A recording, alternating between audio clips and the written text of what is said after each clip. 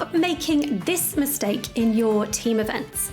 That's overlooking the power of strengths in how you bring your team together. Many teams fall short because they lack a focus on what drives their team success, both in their individual and collective strengths.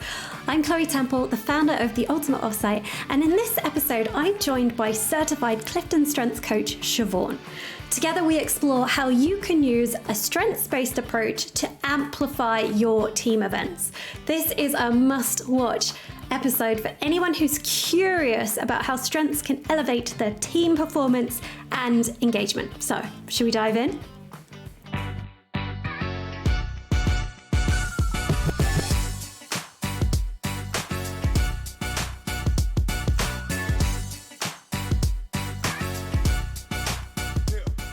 So welcome to the Ultimate Offsite. I am so excited to welcome Siobhan. Siobhan, it is so wonderful to have you here. Siobhan is a strengths expert. Actually, I will allow a little bit of space for you to introduce yourself, Siobhan, and the work you do with teams. I'm curious around the work you do with teams, the work you do around strengths. Tell us a little bit about yourself. Great. Thank you, Chloe. It's lovely to be here. I am, as you said, interested in strengths, and I'm a certified CliftonStrengths coach. I serve as a consultant and advisor, mostly in the nonprofit world, not exclusively. I bring a strengths-based approach to my work across the board. I have done a lot of work with teams as well as individuals around strengths training, but have also helped design, facilitate, and lead team retreats. Love that. So Siobhan and I met as part of a kind of book accountability group, mastermind group, I suppose, because Siobhan is in the process of writing her own book, which I'm very excited to read myself. It's around being a generalist in a specialist's world. I completely resonate with that. And when we were talking about my own book, The Offsite Advantage, Siobhan was like, I have some stories. I have some examples of where it's good, where it's bad, and all the work that she does with teams. And so I thought, well, rather than us have this private conversation, actually, why not record it and see where it takes us? So thank you so much for making the time. But maybe we start there in terms of those experiences of working with teams. What have you observed? What are the good, bad, and ugly that you've observed in terms of those events, those moments when teams come together? I think bringing people together with intention and doing that on a regular basis is vital for any organization, for any company, for any team to be at all successful. And I think it's even more important now, kind of post-pandemic, but also we're just living in a time of fairly rapid change. It's really easy to go off the rails, right? And particularly in terms of how teams collaborate and cooperate and communicate, and really taking some dedicated time outside of regular business to reconnect, not just to each other, which I think is a pretty important part of retreats, but also to the bigger vision and mission of what the work is, its purpose, and what's coming up that's going to need the team to rally around and possibly think of new and better ways to work together. And then I think the connection part is really important to strengthen relationships, but most importantly, trust. So I think retreats can really help a lot with that. The pitfalls, if I might. Yeah, absolutely. If it's helpful to pivot to the pitfalls, that's why it's important, I think, and we can talk about some examples of sort of where it's gone well. But I think one of the things that I think are important to remember when planning or doing a retreat is trying to do too much in too little time. And I think a really aggressive agenda that starts looking like a to-do list might be motivating to some, but could be exhausting and actually destructive to others. And particularly around building kind of trust and time in for connection, it can sink that effort. So I think there's also a way to be both having structured and unstructured time and getting to know colleagues. I think it's even more important that time around getting to know each other and building trust in a genuine way is built intentionally in, particularly for remote teams, especially when they're meeting in person.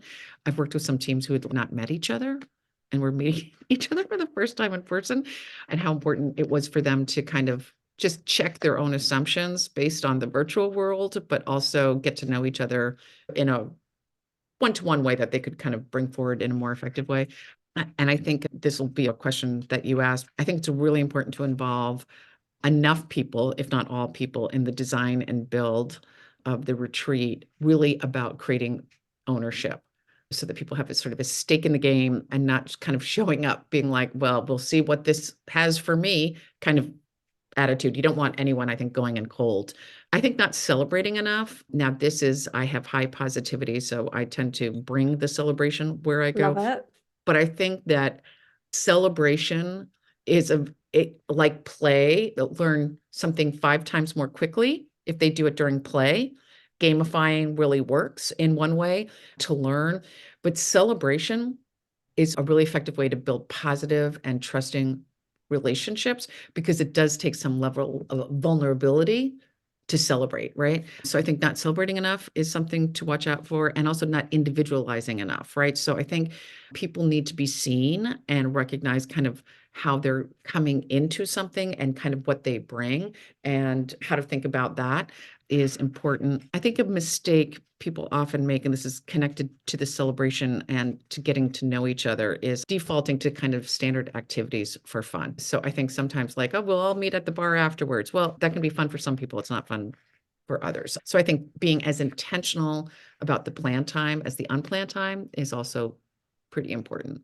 Yeah, and sometimes scary as well, though, to create that space, because I completely agree with you on that, particularly around the filling the agenda so full that it's almost fit to burst. We do that with the best intention because we think, oh, we've got this precious time together. Let's make the most of it. It comes from a good place. It comes from a place of actually we want to maximize it and we want to orchestrate it, and possibly sometimes some uncertainty around, oh, if I leave space in an agenda, well, I don't want people to be bored, or what are we going to do? I want to have things that fill it. It's that control piece. We feel more in control if we've got a tick, tick, tick, tick, tick, tick, tick between this and this and this and this. And for some people, that's going to resonate more than others. But again, it comes down to what you say around intention. What is the intention there? And if it is to foster trust and build connection, particularly if you're talking about individuals who haven't even met each other, then how do you create space consciously around that? And how do you plan in activities that are inclusive and that are more conscious about building that? Because I don't know about you, but the drinks I've attended, usually the people who know each other are the ones who end up chatting together, and it's more difficult to kind of integrate. Whereas if you can find ways to create that connection in a more structured way or understanding of each other. And strengths is a great example how you can utilize that when teams can do the work to understand their strengths and then share it and communicate, well, what does this mean for me? And how might it impact the way that you're going to get the most out of me? And how does that then mean that actually we've got differences between us? Can be really powerful. I'm curious, in the work that you've done with teams, how do you see using strengths play out? Thanks for that question. I think there's 2 ways that I've used strengths, and I use it every day in all of my work, but there's strengths training, right? So bringing a team onto what CliftonStrengths is and how to use it. And it is a powerful framework because it's asset-based, right? So it's about what people are bringing and can bring. So it's automatically going to default to the possible, which is a positive space to be in. And it brings people already have some level of ability and control because these are their talents, right? The vulnerability comes in sharing them, right? So the other great thing about CliftonStrengths is that it does provide a shared language. And because it's asset-based, it's inviting people to kind of bring their best and talk about how that shows up. So in trainings that are to onboard people to CliftonStrengths, there's a lot of kind of great activities about helping people to get to know each other and through their strengths. So sharing examples, talking about how they can partner and why they partner effectively if they already do, ways to celebrate each other. And I've also found it really effective as a preliminary training and context ahead of giving feedback, which nobody says, but everyone's like giving feedback. What they really mean is quote unquote constructive feedback, right? It's never about great job. And this is why it was great. It's always like, well, could have been better. And this is, what do you think about that kind of feedback? So I find that it's particularly helpful in that. I think the other way that Clifton Strengths can be really, really useful is that for someone who's planning a retreat and leading one, is understanding who's in the room and what talents they bring, and individualizing and ensuring that how they will inherently show up is going to be supported within the retreat. So for example, if someone comes with sort of high intellection, which is someone who likes ideas and likes to think, they're going to need some pre-work and some time to think and reflect and be ready, because they may not be someone with like high activator like me, who's like, will jump in cold. Because I have high activator, I love a surprise and I love surprising others. And this has been a cause sometimes for, doesn't mean I've stopped doing it. I want to be clear about that. But it does mean like some people are like in terror, like, what do you mean a surprise? Because they feel like, I might call them up and embarrass them. If it's anything that's embarrassing, it's collective. So I've, created treasure hunts or things like that where everyone is involved together. So it's equal opportunity embarrassment. No one's being called out. But also, I like to use surprise intentionally because I don't want people to game my efforts and in a way to deactivate kind of what some of the intentional learning is around a retreat, especially if it's around vulnerability, right? Yeah. And you want people to kind of practice that. Sometimes I want people to practice that in a positive way without trying to sort of undermine the efforts, which has happened, of course. So I think those are probably the two ways I see it, both as a way to allow individuals to bring kind of their best and have some tools that they can personally use, and as someone who designs, being considerate of which talents are in the room and what they might need before, during, and after, and also which talents I might bring when facilitating. Yeah, I think that second point, I mean, the first point is obvious when you've attended one, the value that can come out of these are my strengths, here's what you're going to get the most out of me. But I love that point that you make there around how do you be intentional and accommodate for the fact that we're not all the same. You like surprises. I might hate surprises, or you might hate pre-work. I might love pre-work. This call is a brilliant example of that.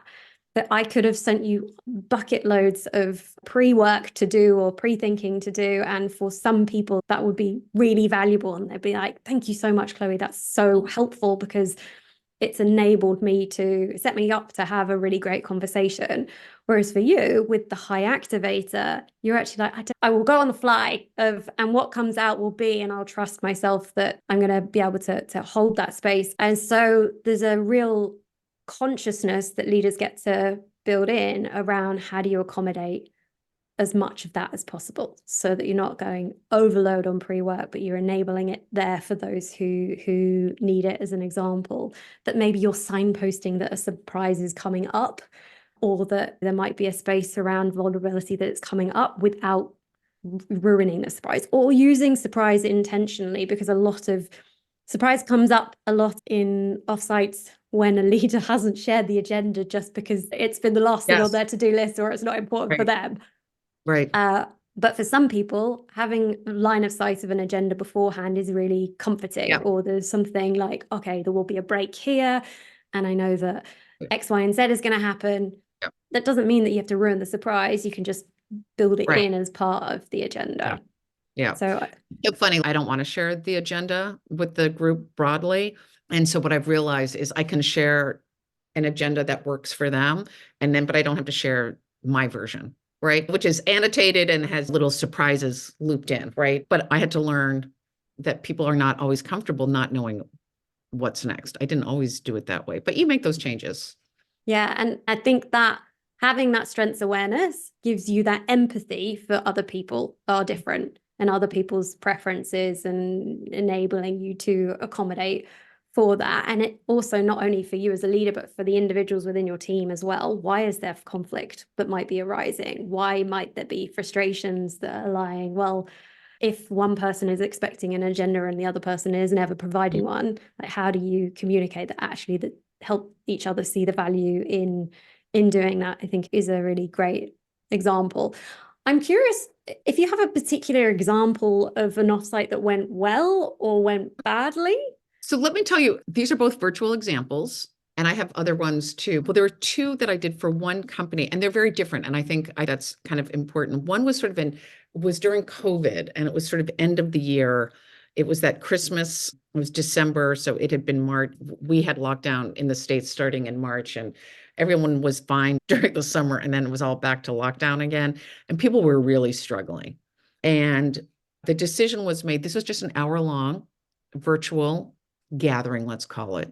And the decision was made for this not to be about work. And I think that's important, that sometimes you gather for reasons other than to do the work. And I'm understanding that this was really in lieu of prior years where we had retreats, and then we had sort of a holiday gathering that had been really fun and celebratory, and understanding that there's a need for connection, but you can't celebrate, right? So this is all in the COVID world. You're trying things and doing things in a different way and trying to be present. So what I did was, knowing that this was about connection, how could people feel seen in that? How could they feel cared for? And how could they connect when things were really hard? Which to me meant it had to be individualized to some degree. There had to be something that was acknowledge the hard moment that we were in, and we had to have some level of fun. I created a care box, which was its own unbelievable scenario that took, and the shipping and whatnot. And I know you can order these, but I like to customize too much for that. This care box that would feel like a Christmas box or like a stocking, something like a surprise. And there were a bunch of things in there, some which we used during our two together and some that we didn't. And I think one of the things that was really important is, particularly for this organization, but I'd argue is important anyway, is I also made sure that everything in the box was reflective of ideas of diversity and ideas of inclusion. So the candy that was in there was from all over the world. We had socks that were designed by a Black designer here, and the profits went to a charity. We had mugs and other things that were in there that had been from an independent bookstore that is run by teenagers. So it was reflective. Everything was intentional within the box, and everybody received the box, including live when we were in our meeting. Someone's like, my box is here, if they were feeling left out. Making people feel cared for. We took some time to really recognize the hard time that we were in. We all lit a candle together. So I think actually taking a risk of doing something that seems a little bit out there or hasn't been done before, but is really a moment of courage, and modeling that, I think, was pretty important. And that people really deeply appreciated that recognition that things were hard. And then we moved into games. We did games. And some funny games. The most hilarious one was I made everybody go find the object in their house that was most important to them during COVID. And that was people jumping up from their computers, trying to go and find the thing and who was going to win. And of course, I was promising prizes that I wasn't going to deliver. They were ridiculous. You get to be queen of the world for the day, et cetera. But it ended up that careful, we see you. We know it's been hard. We are actually going to acknowledge that together, but we're going to end on a moment of joy. Worked out pretty well.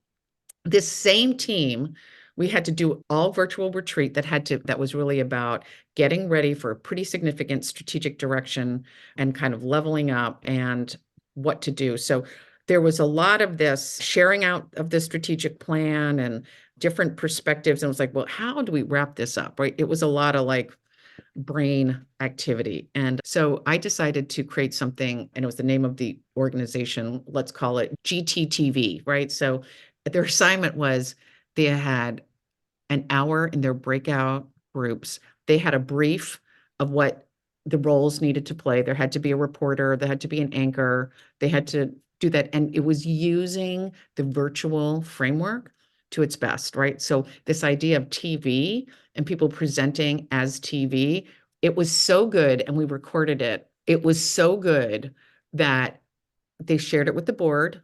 They've all watched it over, and it was hilarious. Like what people did and how creative they were by giving that structured framework that was allowed enough creativity and fun, and also structuring which groups. So there was always like the fun, creative person. And then there was the kind of a couple of experts and a couple of people, and it was cross department, cross level teams. So the most senior person, most junior person on one team, and everybody had to be on screen at some point. It was so well structured that they could bring what they know and they could bring their best for it. And I actually watched it several times because it was like a comedy show. And so I think those are two really good examples, very concrete examples of sort of creating kind of virtual gatherings. And I think kind of the in-person, I did a strengths training without a partner, which was for 100 people, 120 people. And she Wow. had that day. And I would just say that when you have a good plan in place as a facilitator, when you're down one or down two, as the case was, and you have to run the show yourself, a good plan is very, very helpful. Absolutely. Such great examples. And a kind of continuous theme that I've heard from all of that is just such a clear intentionality. Why are you doing this? And actually something that makes it memorable, something a little bit unique or different. Is it lighting a candle, or is it kind of creating a TV show? Something there that people are not going to forget. And they don't expect it. And I think the other thing is, I think people need to lean in a little bit more to why it matters that people are showing up, right? Sure, they're being told to do it, but if they're flying in, taking time away from their families, traveling, and a lot of people don't like to travel, staying in a hotel, and they're there, and it's not just the time is precious, and it's not just the time together is precious, but actually the fact that people are showing up and being able to support them and bringing their best to that to me is always the difference than the fact that the time exists and there's a great agenda. And if people are not showing up to be like fully present for that, and they're not going to show up as present unless you invite them in. And I think some people feel, well, their work here. Well, sure. Gallup will tell you majority of people are always looking for another job. Majority of people are not engaged. You want to engage people, you've got to invite them in. They need to know that they matter. It's just basic, but I think we often forget that. It's probably a great place to end in terms of like what again I heard through that is the care.